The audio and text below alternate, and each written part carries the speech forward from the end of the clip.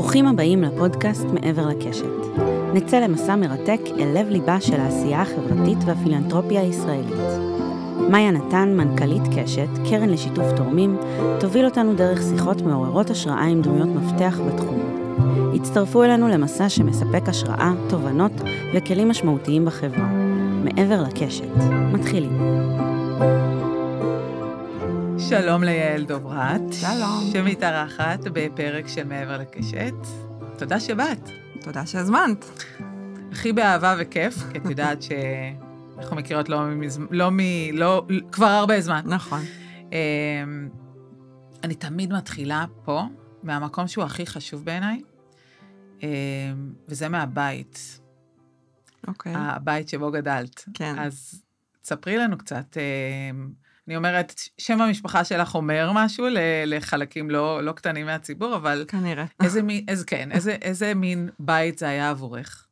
זה היה בית מאוד, עד היום, מאוד חם, מאוד מאוד מאוד קרוב, מאוד אוהב. אני והאחים שלי נולדנו בבלגיה, ההורים שלי גרו שם כמה שנים. כן, האמת היא, זה היה פריט מידע שאני... כן. לא הייתי מודעת אליו בכלל. כן. בלגיה, את גם מדברת איזושהי שפה שהיא לא אנגלית? לצערי לא, כי בזמנו לא רצו להמיס יותר מדי על ילדים עם יותר מדי שפות.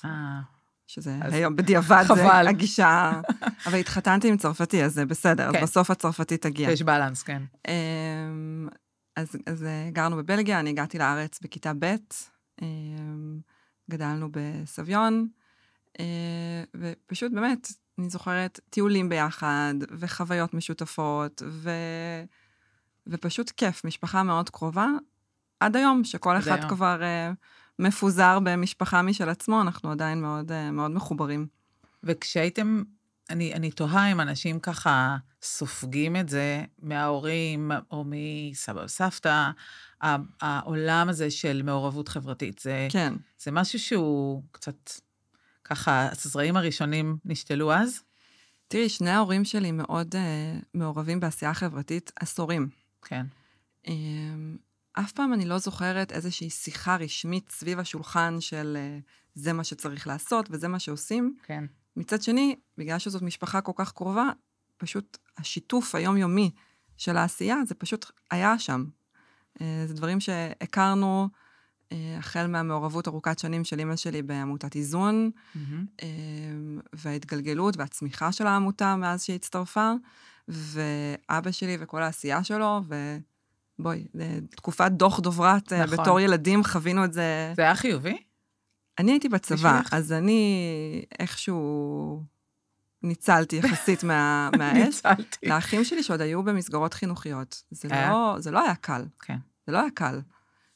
אבא שלי הוא בסופו של דבר אדם פרטי, ואנחנו נכון. אנשים פרטיים, ופתאום שכל זה היה בתקשורת, ושהוא בא רק ממניעים של לעשות טוב, וכשזה מופנה למערכת החינוך, והילדים עדיין במערכת החינוך, את יכולה לתאר שזה לא... כן, יש אתגר. לא קל.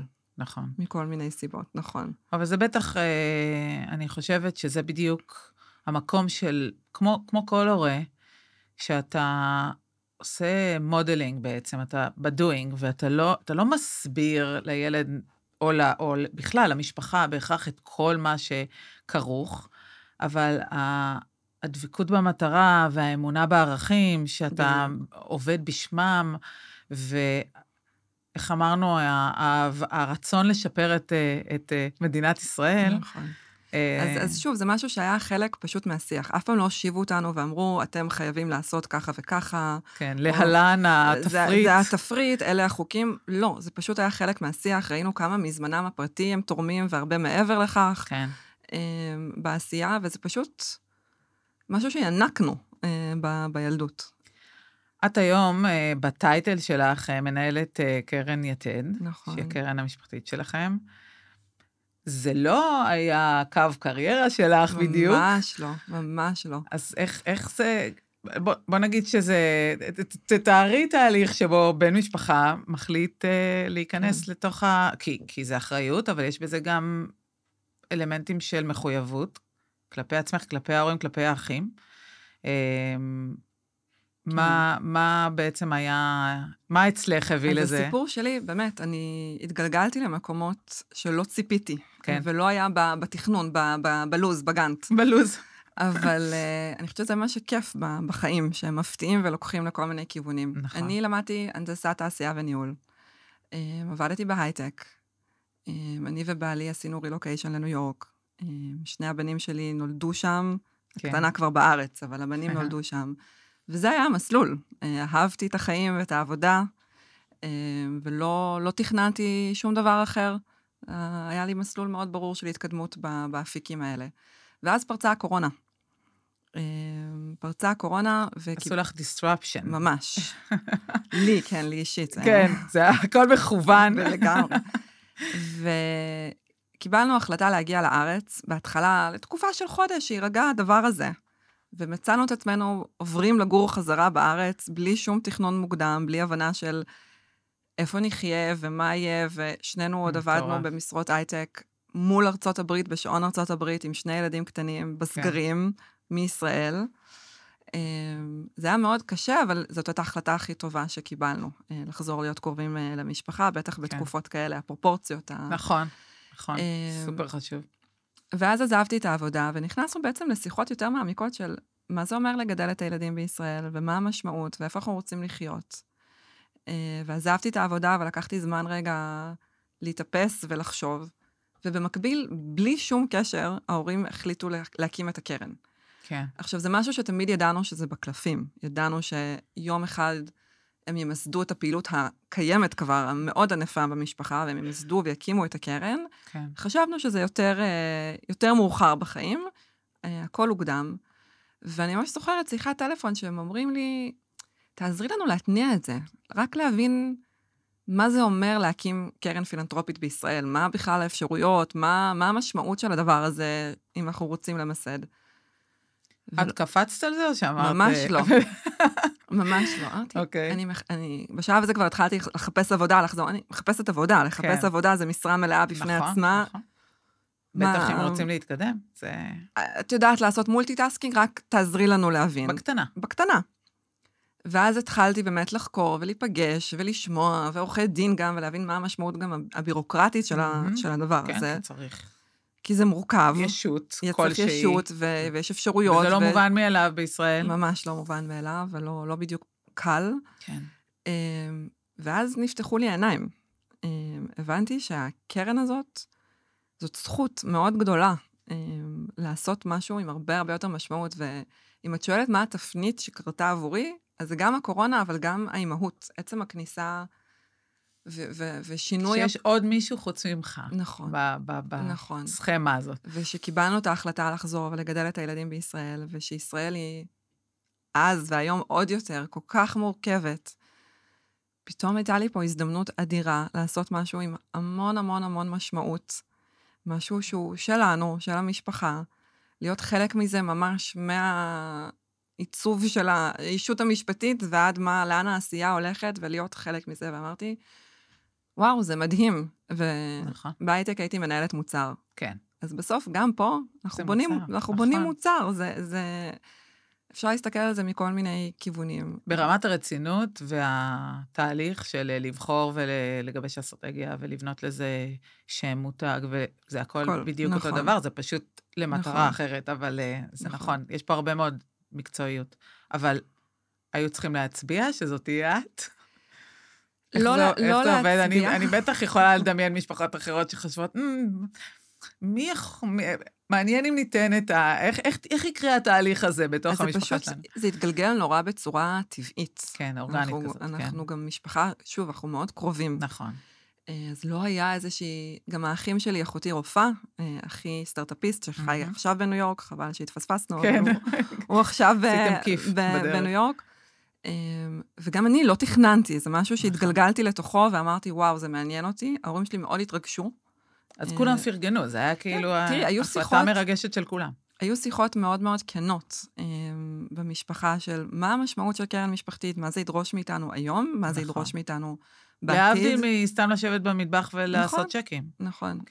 איך זה יתנהל, מה הדברים שמפחידים אותנו. לי היה מאוד חשוב לקבל את ברכתם של האחים שלי. כן. שבסוף, מה שכולנו הזכרנו, שלפני הכל, כל מה שחשוב לנו זה להזדקן ביחד, לגדל את הילדים שלנו ביחד, ושזאת העדיפות העליונה, ואחר כך זה הדברים האלה. למזלי, לא מדובר פה בעסק משפחתי, זה לא משפיע על הכיס של אף אחד, אני חושבת שזה כבר, עסקים משפחתיים זו מורכבות אחרת בפני עצמה. לגמרי. זאת לא הסיטואציה כאן. והם נתנו את ברכתם, והם מאוד תומכים ומעודדים, ואז כשאת בפונקציה הזאת, בעצם יש לך באמת סוגים שונים של התעסקויות, בוא נגיד ככה. זה הוכתב מלמעלה? זאת אומרת, ההורים אמרו, זה הקרן, זה מה שאנחנו עושים, תבצעי, או שהיה לך מקום גם להביא את עצמך לידי ביטוי, גם שהאחים שלך יבואו לידי ביטוי, או גם וגם, או את מעצמך רצית ללמוד קודם, איך נכנסים, איך ניגשים לתוך טאסק כזה? שאלה מצוינת. זה גם וגם וגם וגם. צריך לרקוד על כל החתונות האלה. מה שעשיתי כשרק נכנסתי כתהליך למידה, זה עשיתי ניתוח עשור אחורה, של כל התרומות שההורים שלי נתנו מכל מיני מקומות ומכל מיני גוונים, רק כדי להבין, וגם לשים להם איזושהי מראה של זה מה שאתם חושבים, וזאת המציאות. זה לכאן הכספים הלכו, ועכשיו מתוך זה בואו נדבר וננהל את השיח. אנחנו נורא מאמינים בדאטה, גם אני מאוד אוהבת את זה, אז משם התחלנו, פשוט ניתוח אחורה של מה באמת היה, ועכשיו שיח של לאן לוקחים את זה. עכשיו, הקרן היא של ההורים שלי, הם יסדו אותה, וה-intentions וה-values הם דברים שהם הכתיבו. איך מפרשים את זה, לאיזה תחומים לוקחים את זה, אני כן מרגישה שלשאר בני המשפחה יש המון המון מקום, ואני בגלל שאני מעורבת בזה ביום יום, אז מן הסתם, וגם עודדו אותי מאוד בהתחלה, בנוסף לנהל את כל הפעילות הקיימת, ולבנות את האסטרטגיה הכללית, למצוא תחום ליבה של עיסוק אמיתי בשטח, בגלל שלא באתי מהעולמות האלה, שמדבר עליי. שזה מדהים, כי, את יודעת, גם יכול להיות סיטואציה שבה את נכנסת לנהל את הקרן, ויש דברים שההורים עשו, ואת רואה, את מסתכלת אחורה, את אומרת, אוקיי, יש לנו פה אזורי מיקוד, לא בטוח שאני מבינה אותם עד הסוף, יכול להיות שאני צריכה ללמוד קצת, אבל גם יכול להיות שיש משהו שאת מאוד passionate לגביו. נכון. ואת תרצי להוציא אותו, ואת תרצי לראות את זה איך שהוא משתלב. נכון. ולא תמיד זה בדיוק בממשק. אז נכון. מה בחרת? מה בחרתי? ולמה בחרת? ולמה בחרתי. אז הקרן שלנו, אחד מתחומי הפעילות, אנחנו קצת פרוסים על המון המון דברים. כן. ניגע בחלק מהם היום, אבל מעניין אותי מהזווית שלך. אחד מהתחומים, אנחנו קוראים לו בעגה לא מקצועית, צעירים במשבר. הכוונה היא לאוכלוסיות של אנשים צעירים, שעוברים איזשהו משבר נפשי, אקוטי, מתוך תפיסה שהסתכלות על אוכלוסייה עם איזשהו מכנה משותף, אם תופרים להם פתרון ותופסים את זה בזמן, הסיכוי להחזיר אותם לתפקוד נורמטיבי, להיות תורמים חזרה לקהילה שממנה הם באו, הוא משמעותי והוא חשוב. ושם אנחנו חושבים שיש לנו ערך מוסף. שזה היום אולי נכון יותר מתמיד. היום זה נכון יותר מתמיד. היום בכלל תחום בריאות הנפש הוא קיבל את הזרקור שהוא כל כך היה צריך. ראוי לו, כן. וראוי לו. ואנחנו היינו שם לפני, אבל באמת הזווית שלנו היא מאוד ספציפית. כן. ואז התחום שדיבר עליי, שגם מתחבר לסיפור הגדול יותר הזה של צעירים במשבר, זה התחום של דיכאון סב לידתי. שזה בעצם נשים, האוכלוסייה פה נשים צעירות, סביב גיל הפריון.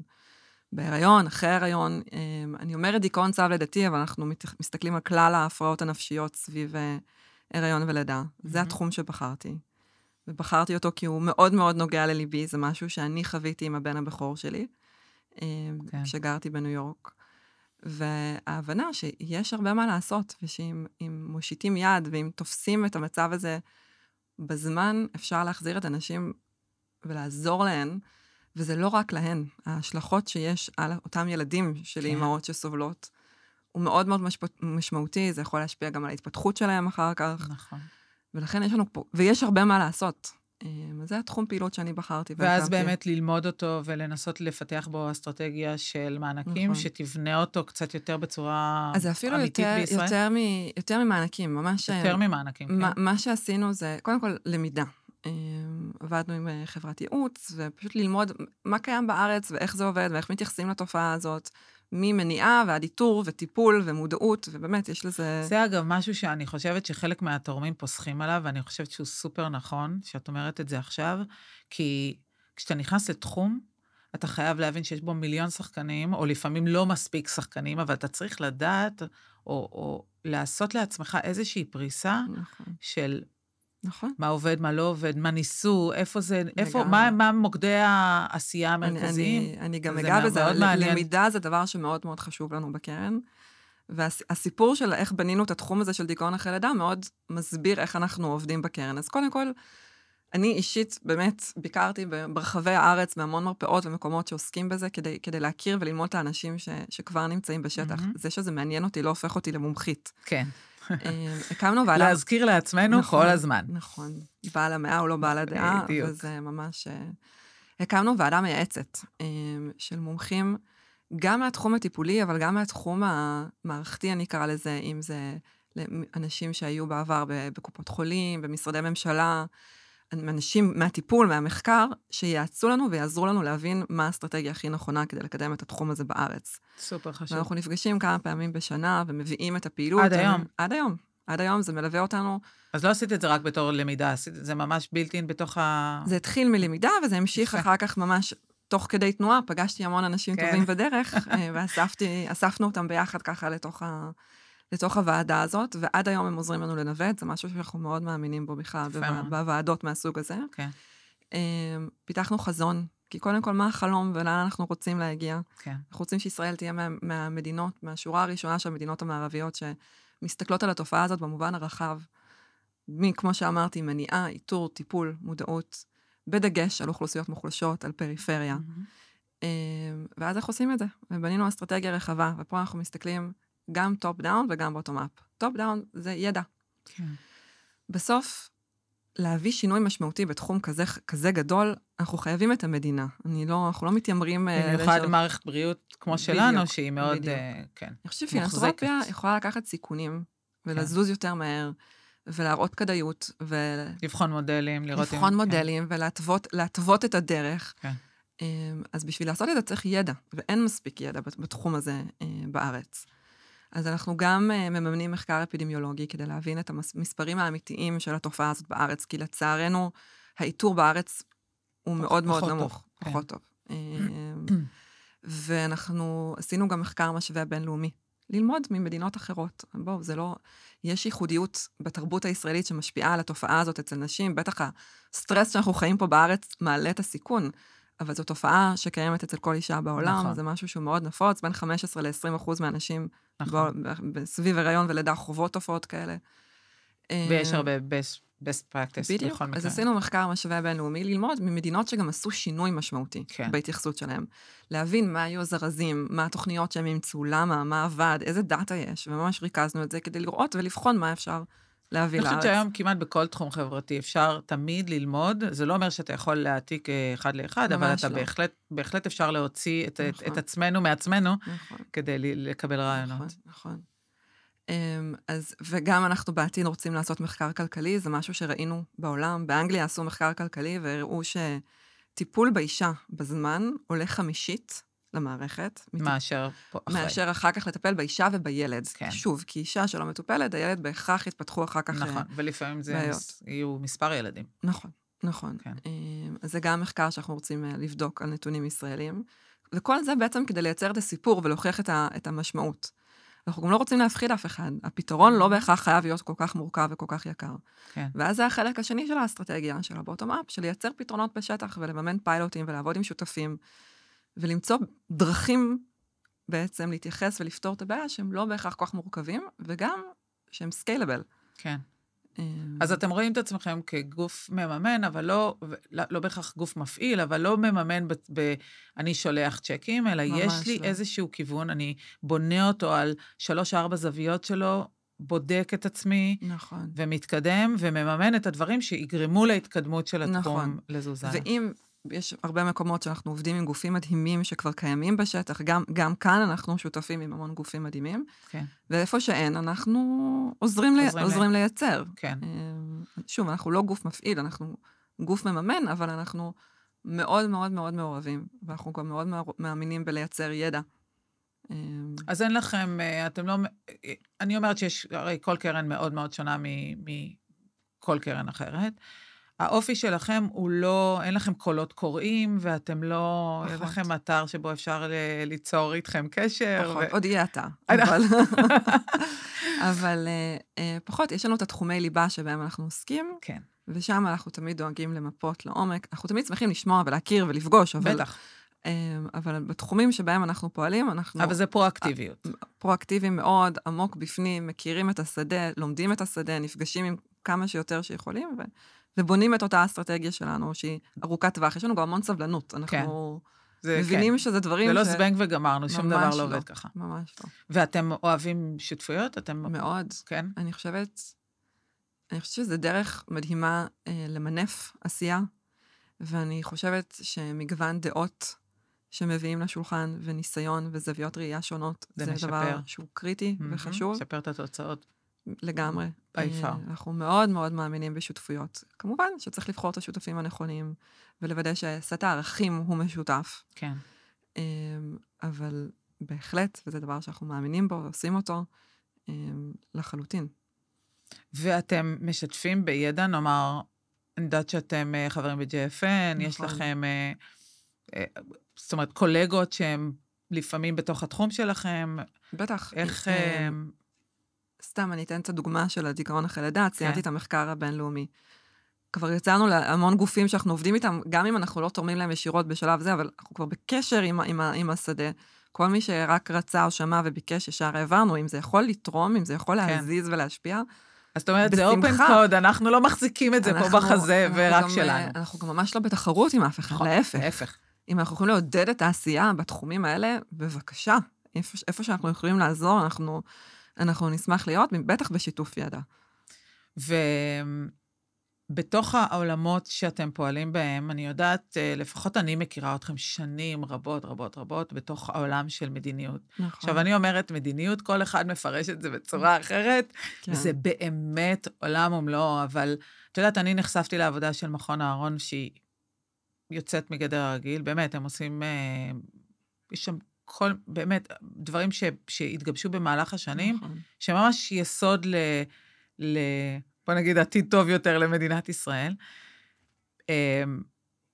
כמה את נכנסת לתוך העבודה הזאת, וכמה אנשים אחרים בקרן, או ההורים, או מישהו מהאחים מעורב בזה? אז נכנסתי עמוק מאוד, במיוחד בשנה וחצי האחרונות. זה התחום שאבא שלי מאוד מאוד מעורב בו בקרן. אבא שלי גם יושב ראש של מכון אהרון. כן. אהרון היה סבא שלי. נכון. זה בעצם... אני הכרתי את סבא שלך. את הכרת את סבא שלי? כן, לזמן קצר, אבל הכרתי אותו. איש מיוחד. שהוא איש מיוחד מאוד. כן. זה המקום היחיד... רגע, אני אגיד, לא הרבה אנשים יודעים, אבל אני חייבת לפרגן פה, כשאני התחלתי לעבוד בעולם של הפילנתרופיה ב-JFN, אז ויולה ישבה אז יחד עם וינטיג' בבניין אבא אבן בהרצליה, ולא היה לי משרד, אז הם אמרו, בואי, אלנפלד, אז בואי תשבי במשרדים שלנו, ועד שתתארגני. מקסים. נכון. אז הם היו סופר נחמדים, סופר אדיבים, והם לא היו חייבים. והם עדיין הציעו את זה, כי זה היה חדש, וכי היינו צריכים להתארגן. אז ככה יצא לי לפגוש את סבא שלך, הוא עוד היה אז. הוא עוד היה. שם. איש מיוחד. נכון. כן. אגב, מכון אהרון זה המקום היחיד שבעצם נתנו שם של קשור למשפחה, לזכרו של סבא שלי, וגם מכון אהרון. נכון. פחות אוהבים לנפנף את שם המשפחה. פה זה היה משהו בעת מיוחד לזכרו. אז אבא שלי הוא יושב ראש מכון אהרון, אבל אני הצטרפתי לדירקטוריון, וזה חלק מאוד מאוד משמעותי מהפעילות של הקרן. אנחנו מאוד מאוד מעורבים בעשייה שם, ובכלל, לתחום המדיניות, אני חושבת שקיבלתי בית ספר מדהים בשנה וחצי האחרונות, ללמוד המון גם מאבא שלי, שהוא מוביל ויש לו המון ניסיון בתחום הזה בארץ, מהמון שנות פעילות, לא רק ממכון אהרון, מהרבה מקומות אחרים, ואיך הוא השתדשל והגיע והקים את המכון, והיום, כן, זה חלק מאוד... זה לחיץ אותך להיכנס לתוך תחום כזה? כי כאילו יש לו כל מיני רבדים, אני יודעת שאתם עושים עבודה מדהימה, בכל מיני צורות. איך ניגשת לזה? כי לדיכאון אחרי לידה אני יכולה להבין, כי את יודעת מה את רוצה ללמוד, אבל איך... ועוד בסיטואציה שבה אנחנו נמצאים במדינת ישראל היום, שזה בכלל לא קל. זה לא קל התחום הזה. נכון. אז מאיפה, איך ניגשת לזה? בהתחלה הייתי יותר מאזינה, ויותר הקשבתי. מזלי, יש לי מורה פרטי מצוין בבית, את אבא שלי, והוא ישב איתי המון, והסביר לי את המודלים השונים, ולמה בנו ומה החשיבה. ועם הזמן, אני גם קיבלתי יותר ביטחון והבנה, ואוקיי, בכלכלה, במחקרים עצמם, אני באה ללמוד מהם, אבל איך בונים ארגון, תהליכים שאפשר להכניס, תכנון קדימה, דברים מהסוג הזה. כן, אני לאט לאט מוצאת את הקול שלי. זה היה תהליך, זה המון גופים שמכירים את ההורים שנים, ועבדו איתם המון שנים, ופתאום אני באה, הילדה שסידרו לה ג'וב, לא באמת, אבל ככה זה יכול להתאפס. אז זהו. את פוגשת את זה בכלל? את פוגשת את זה בחדרים, כן? בטח, מה את עושה עם זה? כי את יודעת, כן. זה לא, אני לא מתרגשת מזה. לא צריך, כן. אני פשוט יודעת שעם הזמן, הם יבינו מה הערך שלי, ומה אני יכולה להביא לשולחן. ועם הזמן, ובהתחלה אני גם באמת שקטה, כשאני נכנסת לתחום חדש. אני חושבת שזה בכלל עצה נכונה להרבה אנשים. שבו רגע בשולחן, תנוחו ותקשיבו.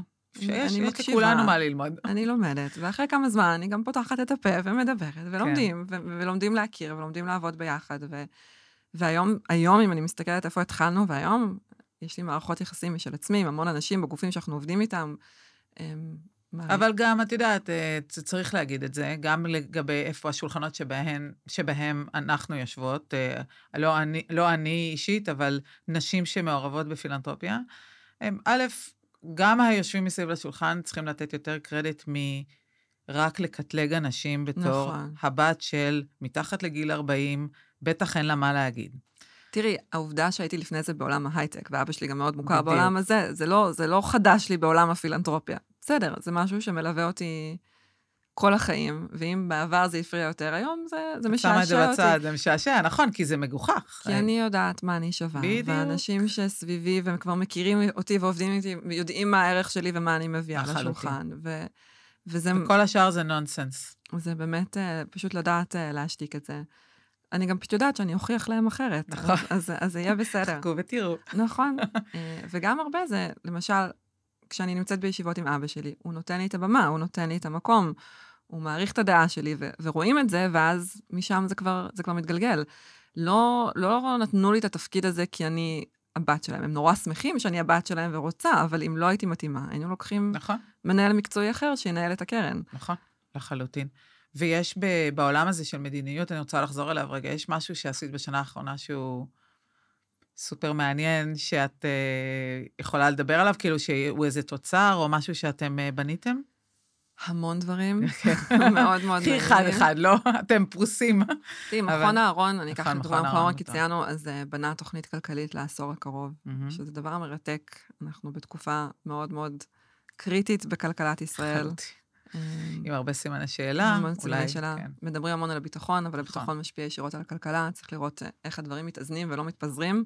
נכון. ומתבדרים. בינתיים יש איזה מין, כמו הפרדה לא ברורה כזאת, כאילו זה מתנהל בפרלל, ולא... נכון. אבל אני לא מאמינה שאין אינטראקציה, ואני באמת חושבת שצריך להיערך עליה. אז מכון הארון עשה עבודה מאוד מקיפה, ובאמת ההסתכלות קדימה.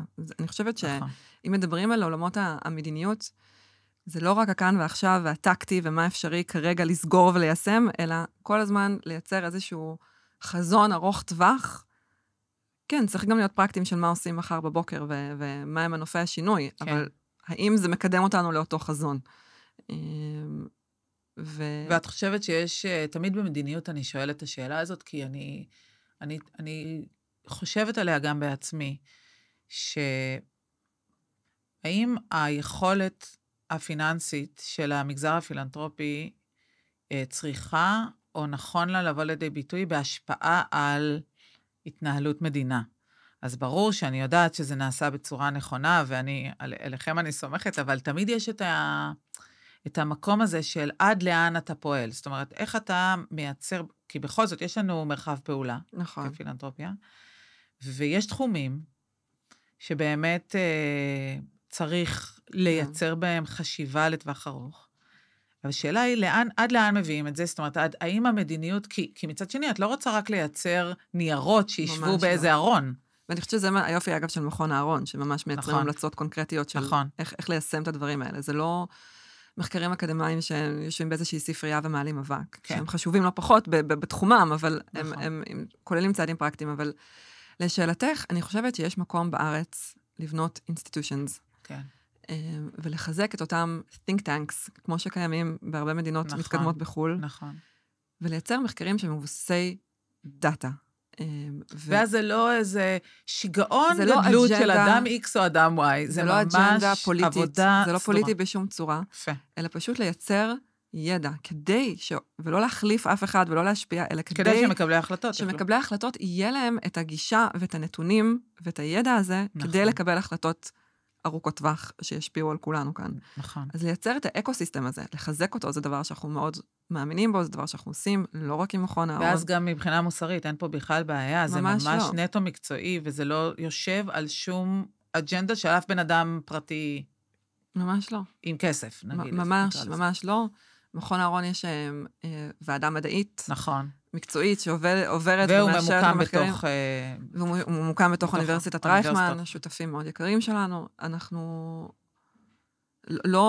לא משפיעים ככה בשום צורה על אף אחד. המטרה היא לייצר גופים שיודעו לחקור בצורה מעמיקה, שיהיו מבוססי דאטה ולא מבוססי אג'נדה של אף אחד, ולהנגיש את זה לאותם מקבלי החלטות שצריכים. ובחרתם להתמקם על תחומים שאתם חושבים שהם חשובים למדינת ישראל, או שאתם חושבים שיש לכם בהם ערך מוסף?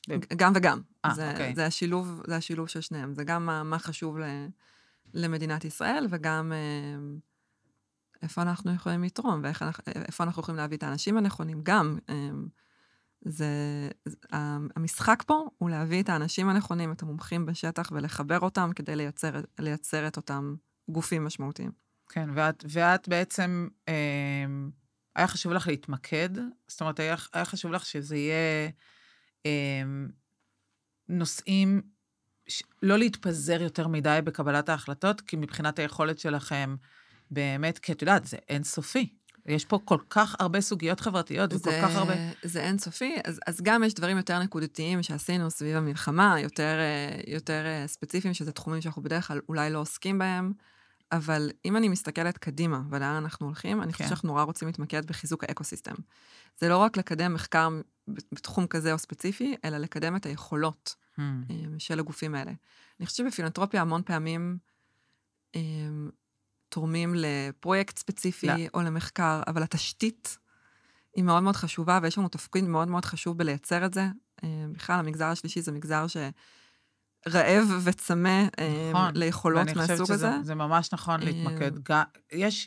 את כל כך צודקת, אני רגע אתעכב על זה. לפעמים הרצון שלנו בפילנתרופיה זה לממן את הפרויקטים עצמם, לאו דווקא את התשתיות המבצעות שלהם. יש פה איזה דיסוננס, כאילו זה לא בהכרח נכון לעשות, כי אז, כמו שאת אומרת, ככל שהארגון יותר חזק, ככל שהארגונים, התשתיות יותר חזקות, ככה הביצוע יהיה הרבה יותר משמעותי, וזה יאריך ימים הרבה מעבר אלינו. בדיוק. אנחנו גם לא רוצים לייצר תלות של הגופים האלה בנו, זה לתת חכה ולא לתת דגים. לא רק זה, באיזשהו שלב הקפסיטי נגמר. נכון. כל תורם יודע, ולכן אני גם הרבה פעמים אומרת, כשאתה מקים עמותה, אם אתה מקים עמותה מאפס, אתה צריכה להיות סיבה ממש טובה לעשות את זה. נכון. בהתחשב בעובדה שעל כל 200 איש במדינת ישראל יש עמותה. וגם, כמו שאת אומרת, אם הגוף יהיה חזק, אם הגוף יהיה משמעותי, אם יהיה לו יכולת ביצוע, הוא יוכל לעשות שימוש בכסף שלכם ושל כולם הרבה יותר טוב. אז זה לגמרי צורת החשיבה שלנו, אנחנו ממש מסכימה עם כל מה שאמרת. וזה דבר שאנחנו עובדים גם במדיניות, גם בבריאות נפש, עם כל הגופים שאנחנו עובדים איתם, זה באמת איך לבנות את היכולות האלה, איך לעזור להם לבנות institutions, שיחזיקו פה הרבה זמן ויוכלו להשפיע ולהזיז הרבה מעבר ליכולות שלנו. כשגוף כבר לא באמת צריך אותנו, זה מצוין. נכון. זה מצוין, וזאת המטרה. אז גם בעולמות המדיניות, כשאני מסתכלת קדימה לאן אנחנו רוצים ללכת, אז זה בדיוק ההשקעה הזאת, לייצר פה אקוסיסטם של מכוני מדיניות הרבה יותר חזקים, עם יכולות השפעה, עם גישה לנתונים, עם האנשים הנכונים. זה... עכשיו, את יודעת, מכל מה שאת מספרת לי על קרן יתד ועלייך ועל המשפחה בכלל, זה עשייה מאוד מאוד אסטרטגית. אני שואלת את עצמי, כשאת מספרת לחברים שלך על מה שאת עושה,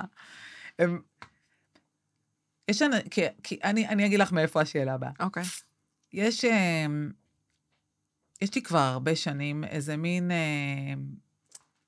רצון לשפר את המותג שנקרא פילנתרופיה במדינת ישראל.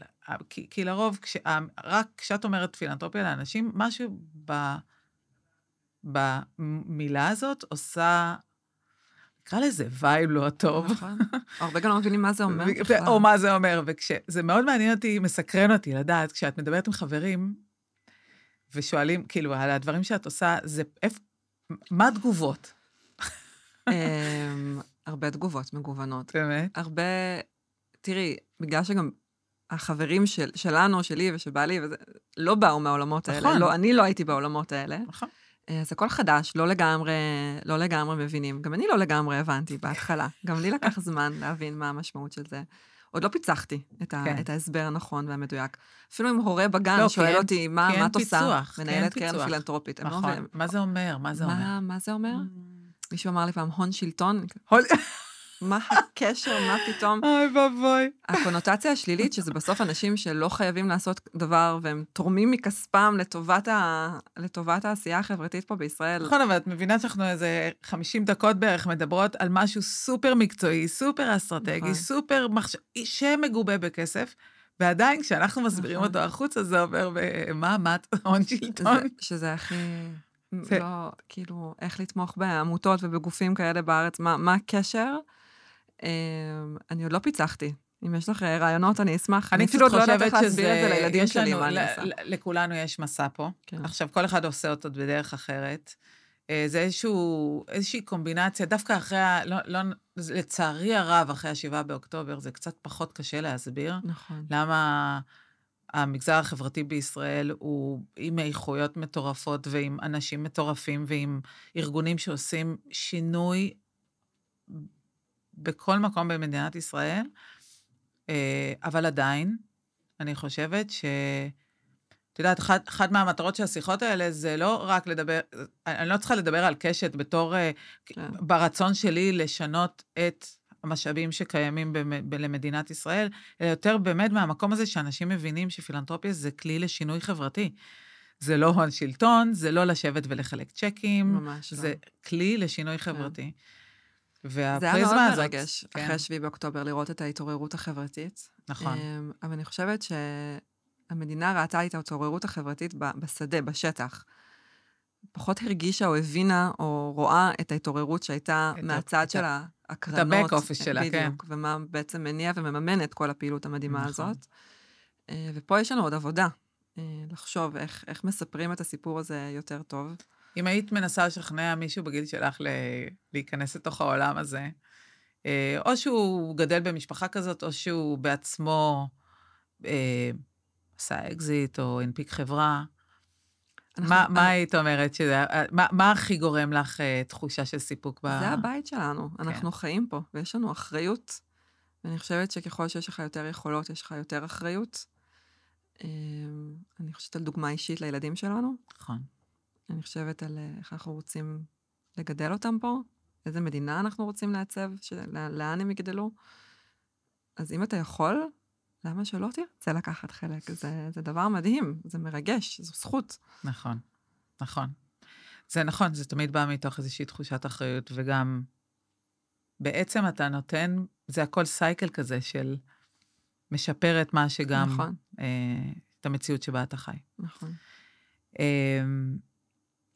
יש לך, בהסתכלות לעתיד, יש לך דברים שככה, לקראת הסיום, יש דברים שאת מאחלת לעצמך, מאחלת למשפחה, מאחלת לכולנו, כי אנחנו חיים בתקופה קצת מאתגרת, ואת יודעת, אני תמיד אומרת בכל פרק שהלוואי שחטופים יחזרו, ושכולם... הדבר הראשון לפני הכל, קודם כל, שכל החטופים יחזרו. 200%. שקט לא יהיה פה עד אז. נכון.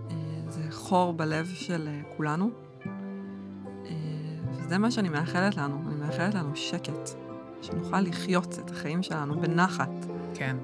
ביחד, על כל המשמעויות שלה ביחד, על כל השסעים שנוצרו כאן בשנים האחרונות, או העמיקו בשנים האחרונות, ושנוכל להתרכז בדברים האלה. אמן ואמן ואמן. תודה רבה, יקירתי. היה לי עונג עצום לדבר איתך. ושיהיה טוב. תודה.